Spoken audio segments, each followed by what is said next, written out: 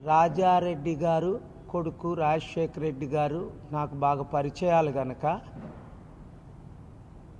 వాళ్ళ ఆత్మతో నేను కమ్యూనికేట్ చేయడానికి ప్రయత్నించాను.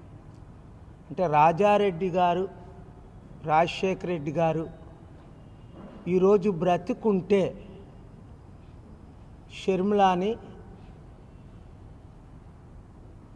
ఏ విధంగా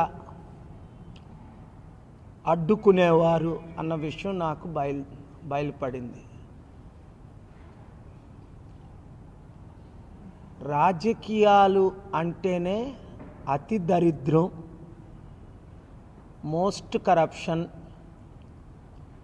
అసలు ఇంత దరిద్రం అయిన రాజకీయాలు 200 దేశాల్లో మన దేశంలో తప్ప ఇంక ఏ దేశాల్లో ఇంత డెమోక్రసీ పేరు మీద ఇంత ఘోరమైన దుస్థితికి రాజకీయాలు చేరుకుంటాయి అని నేను అనుకోలేదు.